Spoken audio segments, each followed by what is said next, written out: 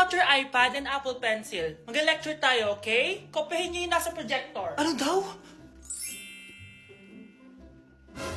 iPad na gamit ngayon? Grabe, ang yayaman naman ng mga tao dito. Ma'am, pwede mo ba ako magsulat sa notebook? Ha? Wala kang iPad? Class, di ba nasa school requirement natin na dapat may iPad kayo, okay? So, babalik ka na sa nanay mo. Di na uso yung notebook dito. Wala naman kami pambili nun eh. Oh, class, i-share nyo naman kung saan kayo pumupunta tuwing weekends. Ma'am, nasa Japan po kami tuwing weekends kasi malamig dun tapos may snow pa. Ma'am, sa Paris po kami. Nandun po kasi yung Eiffel Tower tapos sila mami po kasi mahilig mag-shopping dun eh. Lu, ang bongga naman ng mga to. Oh, ikaw Scarlett. Sa kwarto ko lang po ma'am. Kailangan po ba umalis?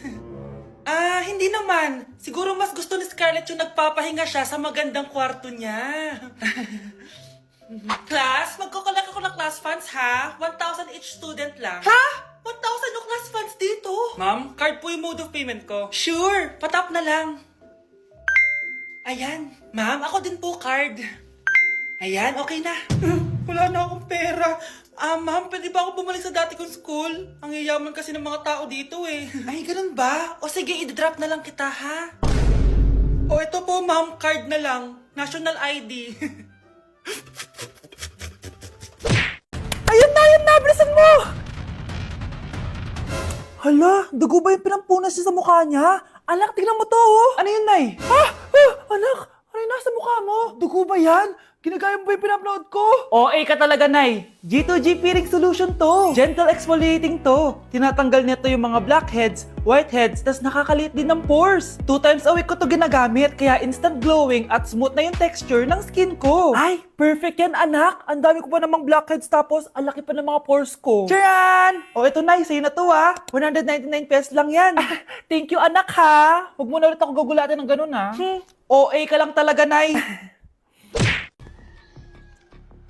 Balita ko, dyan nagtatrabaho yung dati kong asawa. Siguraduhin yung masisisante nyo yan. Dahil ayaw ko ng peste sa kumpanya ng asawa ko. Naintindihan? Susan, alam mo, feel ko talaga mapapromote na ako anytime. Kasi sabi ng manager namin, isa ako sa pinakamagaling sa amin. Ngayon pa lang, congrats na kita. Simula pa lang, alam ko naman na kaya mo. Alam mo, okay din pala na hiniwalayin ako ng asawa ko. At least ngayon, alam ko talaga kung anong habol niya sa akin. Yun ay pera. Madami pang ibang babae dyan, ano ka ba? Tsaka ang importante ngayon, nakafocus ka sa pagpapaganda ng buhay niyo. Oh, luto na to. Kaya na tayo. Yes po, ma'am. Okay po. Ma'am, i-hold ko po muna kayo ha. Wait for a while. Sino itong tumatawag? Sir Ramon, may bad news po ako sa'yo. Ayaw ka po ng boss namin. Ano? Kaya tatanggalin ka sa trabaho. Anong tanggal na ako sa trabaho, ha? Utos lang po sa amin. Hindi pwede yun! Sorry sir, humanap ka na lang po ng ibang trabaho. Bakit puro na lang kamalasan dumadating sa buhay ko? Ay. Si Michael ba yun? Michael! Scarlett, bakit pinauna mo ako umuwi kahapon? Di ba palagi tayo sabay umuwi? May ginawa ako. Tsaka baka magselos yung nagbigay ng bulaklak sa'yo. Para ka namang ano dyan? Tsaka alam mo, na-realize ko, hindi ko na pala siya crush. Tara na nga, manood na lang tayo ng movie sa bahay, yung horror. Sige na nga. Michael? Ma? Ano ginagawa mo dito, ha? Get in the car, uuwi na tayo. Di ba sabi ko sa'yo, nababoard ako sa bahay, kaya umalis ako? Michael, siya yung nanay mo. Kilala mo nanay ko? At sino naman tong babaeng kasama mo, ha?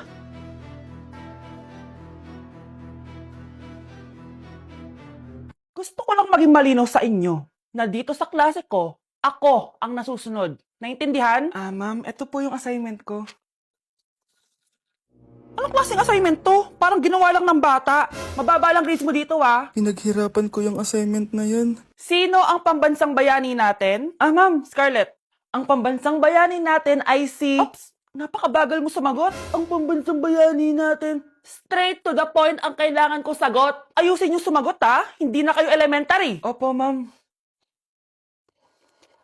Pinayagan ba kita kumain sa loob ng klase ko? Ma'am. Akin na yan. Kung ayaw niyong binabastos kayo, wag niyo akong bastusin. Oo, be. Kain tayo sa labas mamaya, ha? Hala, galit na si ma'am. Umalis lang ako saglit, ganyan na kayo. First meeting pa lang natin, pinapakita nyo ng mga ugali nyo. Buti pa yung kabilang section, tahimik lang. Kayo na ata ang worst section na napuntahan ko. Kung kami ang worst section, ikaw ang worst teacher. Sorry po, ma'am. At dahil dyan, bibigyan ko kayo ng maraming assignment. Ma'am? Oh, Scarlett, kamusta ka? Sana ikaw na lang ulit teacher namin. Ang sungit ng bago naming teacher eh. Hayaan mo, next quarter, ako na ulit ang magiging teacher nyo. Talaga, ma'am? Thank you, Lord! Uy, sorry. Ikaw! Yung nakita ko nung isang araw sa coffee shop. Oo. Mukhang nagmamadali ka. Wala na kami ng jowa ko. Pinagpalit niya ako sa masikat sa akin. Mukhang masakit yan ah. Pero mukhang okay naman kayo kahapon ah. Yun na nga, she finally admit it. May iba na siya. Well, if she finally admit it, hayaan mo na. Kung kayo talaga, kayo talaga. Alam mo, feel ko magaling ka sa pag-ibig. Why don't we have a talk? Malapit lang yung bahay namin. Actually, may gagawin ako mamaya. Pero mukhang afternoon wala naman na. Bigay ko na lang sa'yo address ko. Tagal mo. Sorry naman no, tampo ka na yan. Tara na nga, dami mo sinasabi. Sa tagal ng panahon. Ang ganda pala ng view dito no? Kasing ganda ng mga mata mo. Huy! By the way, kamusta ka naman? Eto, ganun pa din. Tuwing malungkot ako, tumitingin lang ako dito. Nagiging okay na ako. Anyway, nakakatulong naman ba ako sa pag-move on mo? Okay lang. Andito naman ako para sa'yo hanggang sa maging okay ka. Hawak kamay naglalakbay. Gusto mo ba talaga ako makilala, Scarlett? Oo, dahil hindi ako matatahimik. Magkita tayo malapit sa puno ng mangga. Ako ikaw, Scarlett. Galing ako sa future. Paano? Paano nangyari yun? Basta, Scarlett, ayusin mo yung mga desisyon mo sa buhay, ha? Sige na, baka mahuli pa ako ng mga humahabol sa akin. Sandali! Sino humahabol sa'yo? Sino ba yung humahabol sa kanya? May mangyayari ba masama bukas? Bakit di pa siya tumatawag sa akin? Nay, si Biana po, pumasok sa school? Gumala daw kasama yung mga kaibigan niya. Tumatawag? Hello? Si Scarlett po ba to? Kaibigan po to ni Brianna. Nakidnap po siya kanina. Hindi ko po alam anong gagawin. Tulungan niyo po kami. Sinakay po siya sa van. Nay! Si Brianna! Nakidnap! Diyos ko! Anong gagawin natin, anak?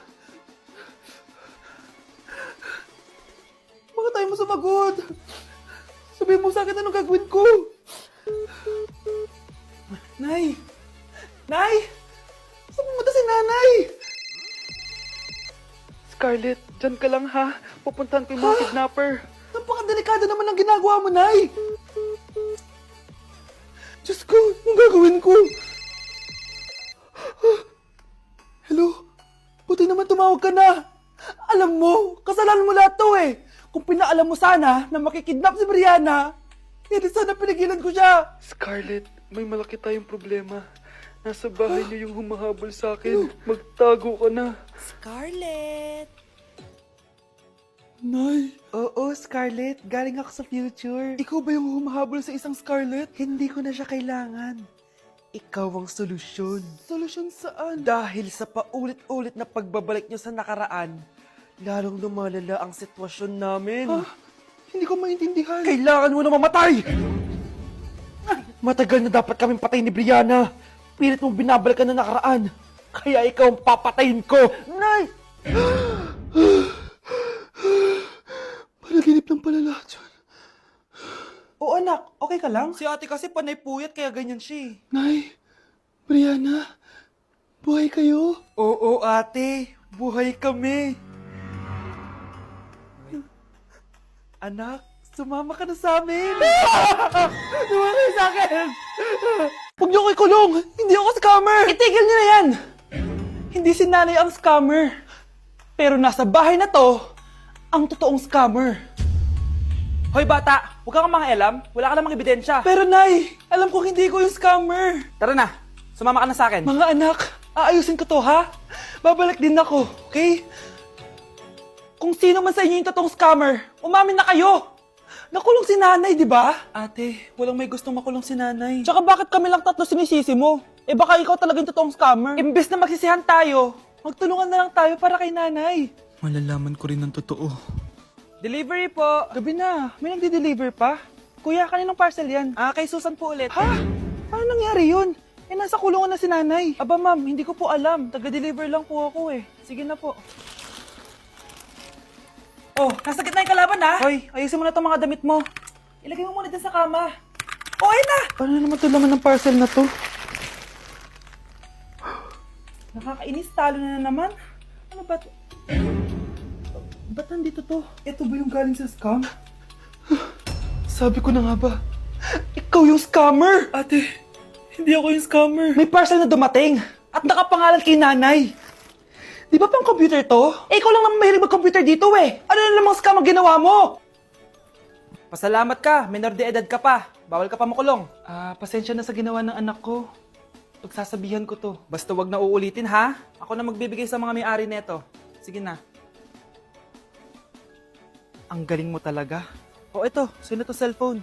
Akin tong pera. Mas kailangan ko to. Galingan mo pang mang-scam para mas marami tayong makuha. Bahala sa'yo. Makakaasa ka. Gagalingan ko pa.